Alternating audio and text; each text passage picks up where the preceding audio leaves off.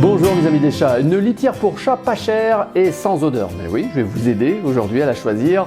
Je vous proposerai ensuite mon choix pour mes 3 chats, Garfield, Wi-Fi et Sacha, en tout cas un choix qui répond à mes valeurs et à mon budget. Je vous parlerai de l'économie que je réalise avec ce choix de litière que j'ai fait pour mes 3 chats il y a maintenant quelques années, ça commence à filer. Une litière en tout cas naturelle, pas chère, et qui empêche la moindre odeur. Ça vous intéresse aussi? Ouais. Et si je vous proposais d'ailleurs maintenant un guide complet pour le bac à litière? Ça va être utile et intéressant. C'est le parti pris de la vie des chats depuis les débuts, depuis 2012. Alors appelez votre chat, ça commence tout de suite. Je commence par les principes de base pour choisir une bonne litière pour chat. Alors quels sont-ils? Vous avez des litières agglomérantes, à base de silice aussi, ou biodégradables. Depuis 2012 sur la vie des chats, personnellement je privilégie les solutions les plus naturelles pour votre chat. Donc je vais continuer dans ce sens si vous voulez bien. Je retiens le paramètre de biodégradable. Ce n'est que le début de ce guide complet. Quel que soit le type de litière que vous choisirez, parce que je tiens à vous voir aussi totalement libre, vous voulez une toute autre litière que ce que je vais vous proposer, oui bien sûr, retenez justement le test. Votre chat a une sensibilité qui peut vous surprendre, même si vous le connaissez très bien. Par conséquent, n'oubliez surtout pas de faire essayer la litière nouvelle à votre chat, d'accord? Vous proposez seul votre chat décide, il a le dernier mot, on est d'accord. Mettez une litière aussi avec la nouvelle et une autre avec l'ancienne aussi. Au bout de quelques jours, vous verrez bien ce qu'il choisit de préférence. Au moins, s'il utilise autant l'une que l'autre litière, dites-vous que la nouvelle ne lui pose pas de problème. Bon, ça c'est un premier point. Quelle quantité de litière mettez-vous dans le bac? Ah oui, tiens, au fait, quelles règles respectez-vous, mes amis des chats, honnêtement, sincèrement? Proposez, tiens, en commentaire sous ces images si vous voulez bien. Est-ce que vous observez strictement la même quantité tout le temps ou est-ce que vous y allez au pif, au hasard? Tiens, ça m'intéressera de lire aussi pour tous les amoureux des chats. Ils vont consulter aussi les commentaires que vous allez ajouter. C'est tout de suite sous ces images, je reviens de suite.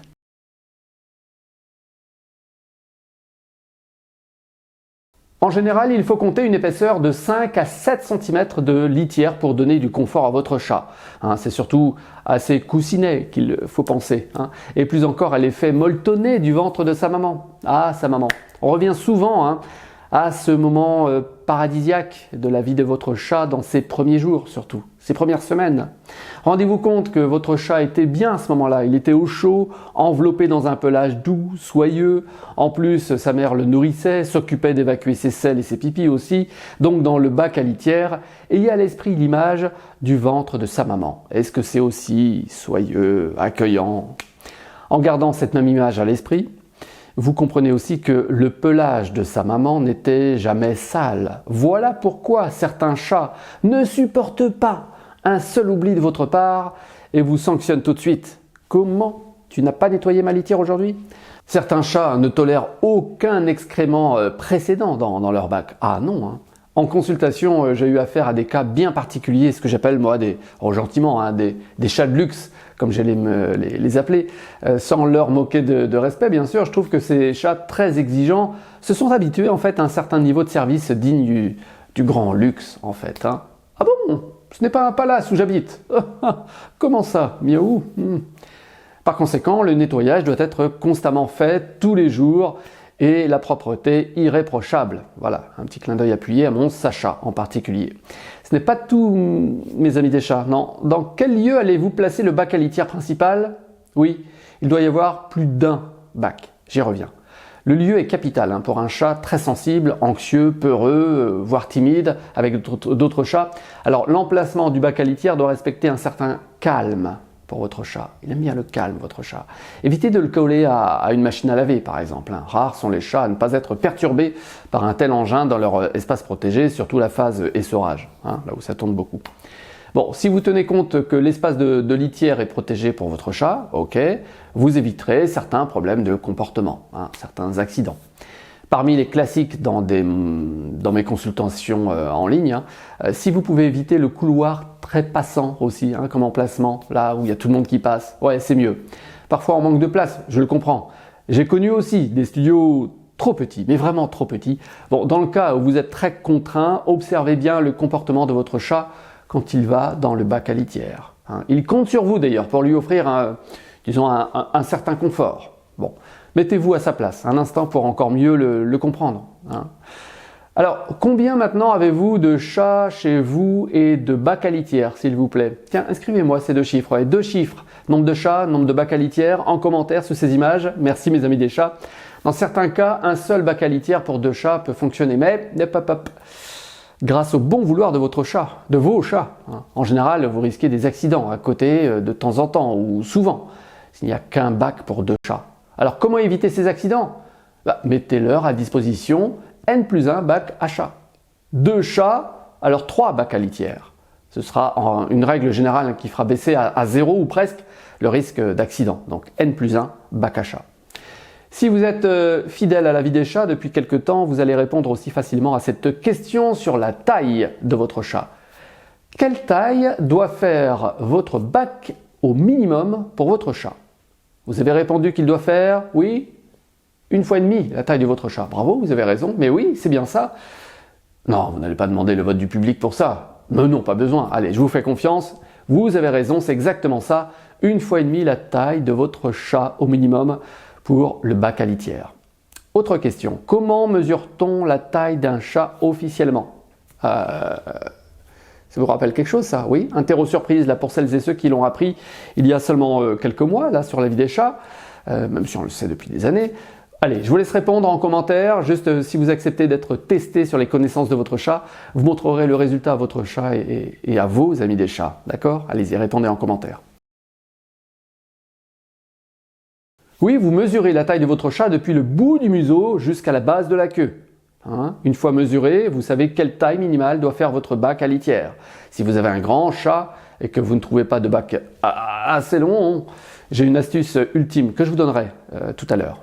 Maintenant que vous avez les bases pour le bac et sa litière, je vous propose la carte essentielle à mes yeux, la protection de l'environnement. J'y tiens, oui, à ces solutions naturelles pour votre chat depuis des années. Alors si la litière de votre chat absorbe et empêche les odeurs, c'est gagné, bravo. Si cette même litière, une fois usagée, peut servir une deuxième fois et ne pas atterrir dans la poubelle, deuxième victoire. Enfin, si cette litière passe les 2 premiers critères haut la patte, elle peut être aussi très économique. Je l'ai trouvée pour mes 3 chats il y a quelques années. Vous connaissez mon choix depuis quelque temps, mais comme il y a eu de fortes fluctuations de prix, c'est utile de faire à nouveau le calcul si vous voulez bien. Je vous l'avais promis, nous y sommes. Ensuite, je vous dirai comment savoir si votre chat apprécie une nouvelle litière que vous lui proposez. Ce sera bien d'avoir ces différents points d'observation. Alors dans le sujet, je divise par 3 le prix de la litière pour chat, le prix du sac de 15 kg de pellet de bois, le pellet de bois c'est mon choix, était à 4,50 à l'époque près de chez moi en Bretagne dans une grande surface de bricolage, 4,50. Bon, suite au confinement qu'il y a eu les années après, il y a eu une flambée des prix, sans mauvais jeu de mots, sur les prix du pellet. C'est passé rapidement à 10 € et puis même à 12, 13 pendant quelques semaines.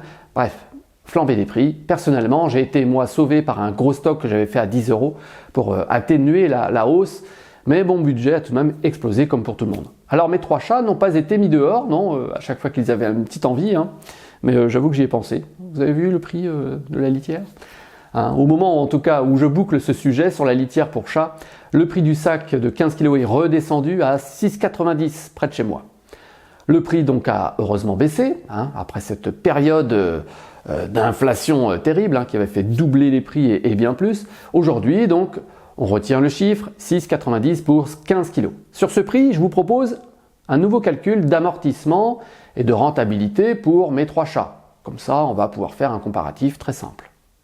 Je reprends le tarif de ma litière précédente, celle que j'avais autrefois, qui me coûtait 2,24 € par semaine. J'utilisais la litière d'Almo Nature. Oui, elle reste à mes yeux le meilleur choix si vous ne pouvez pas manipuler ou stocker des sacs de 15 kg. Oui, 15, c'est ce que je conçois tout à fait, oui. Moi aussi, je me souviens de mes appartements au 4e étage sans ascenseur, donc là, le choix s'impose dans certains cas en fonction de votre logement. Des sacs de 15 kg, c'est pas donné à tout le monde. Je fais le calcul maintenant pour obtenir le tarif pour 7 jours de pellet de bois.